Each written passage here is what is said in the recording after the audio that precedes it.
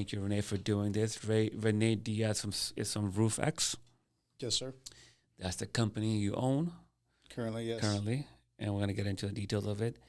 How you doing, buddy? I'm doing good. Happy to be here. Thank you for coming. Yes, sir. You know, that one of the biggest benefits, I'll name a few of them, benefits of going to these conferences. Have you gone to many? I have not. Actually, I missed the first RiseCon. That was my first time going. Last year, I missed it, right? Funny thing is, first time going, I ended up getting on that panel. So I've been a few. I went to the Patrick Bet-David Walt. That happens here at Fort Lauderdale. I'm thinking about going to that this year. You must go. And I'll give you my contact number there. She's one of the representatives. She'll hook you up. You have to go there. I mean, that's up your alley as well. Number one, that's one and then I went to a few other ones, but Patrick's one is one of the best ones, and then Vic, our boy, Tippins, I think his name is. Tipnis, yeah. What I find from them, a lot of inspiration. The ideas just pop up, right? Different thought process, and the networking. I met a lot of people at Rice Conference. I saw that. Yeah. You're like a celebrity on the floor. I know. It was very odd for me. Yeah. You told me you're an introvert. Very much so. Yeah. But I know how to turn on my extrovert when it comes to making money. Interesting. Was that always the case? No, I think it develops out of necessity. Yeah. So the funny thing is, man, you mentioned that a bunch of times on stage. I was thinking twice of doing this. Remember you said that? Absolutely. Yeah. It was. It's not very natural to want to step on stage in front of 1,000+ people. Yeah. So I had to work on my brain. Yeah. To get myself ready to do it. By the way, I think Karan, one of the gentlemen next to you, and John said it to you on stage that you're doing great. I could not tell, just for feedback, to get you feedback, I could not tell that's your first time on stage. A lot of people said that, and I think it's part of the reason I was more comfortable than not is because I truly believe what I'm saying. Yeah. I've lived it. I've got 10 years of scars and stripes, battle stripes to prove it. Battle stars. I think when you're very nervous about doing something, it's because maybe you don't have the battle stripes to back up what you're saying, and your words are empty. And so, I think that's what helped me get through it. Yeah, you're right. That's a really good point. You've lived through it. Yeah, so I have so many different directions I can take this. So let's start from the beginning. I like to get in the childhood of the person. So you're young, relatively young. I'm 42. You're about 10 years younger than me. Correct. Interesting. 34. Yeah, 34. Where you were born? Born in Tampa. Okay. Born in Tampa. Grew up in Riverview till I was probably in about, I'd say 7th grade. Riverview is near Tampa? Is a city outside of Tampa? Riverview is a suburb of Tampa. Okay, gotcha. Yeah. All right. By the way, I went to school in Tampa. I didn't tell you that. I went to USF. Okay, that's where I graduated. Okay. You're a bull, like me. Yes, sir. What year did you graduate? 2015.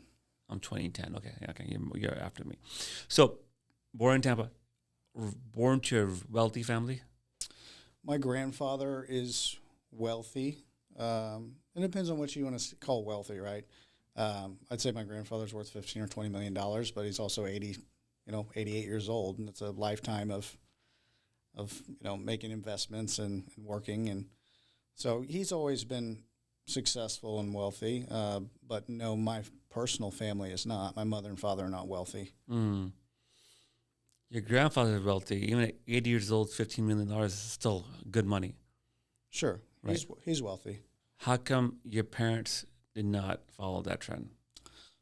Both of my parents struggled with drug addiction. So, from an early age, my parents were struggling with addiction. And, my dad was in the roofing business mainly because I think that, and a lot of people can probably relate to this, once you get a felony on your record, construction is kind of the trades that everybody funnels into. And so that's kind of, my dad was actually backing up. My father was an Olympic athlete. So my father, prior to drugs, was very type A, very laser focused, has about 5 black belts, was in the Olympics for kickboxing when he was 18, flew to Germany for that. So he was very a very different human prior to that. Very talented. Could have made millions of dollars fighting on the big stage. Wow. One of the most talented people I've ever seen in martial arts or kickboxing, but couldn't control the addiction. When did he get addicted? I believe it started around the time I was born. So around that time, I think he was 24, and my mom was probably 18, 19. Young. Your mom was young. Both are young. Mm-hmm. Both were young. Yep. Okay. So this is about so you're about 10 years. So you're born in 93, 94? 89. 89, okay. The 80s, okay.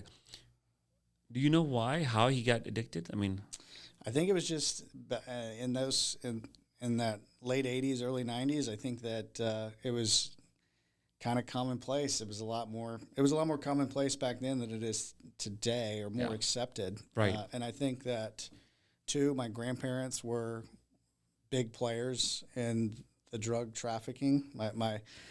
My grandmother actually did 2 years in federal prison for trafficking and selling large amounts of cocaine and marijuana. They'd actually fly down to Colombia and bring back bales of marijuana and massive kilos of cocaine. So my dad was exposed to that at an early age, and he told me stories that they used to actually play video games sitting on bales of marijuana, 100-pound bales. So they were very wealthy when my father was a kid because they were in the drug game, and they had a big ranch in Lithia, had horses, and my dad really never had to worry about money because it was not an object. They wanted to go to Disney, they'd hand him $10,000.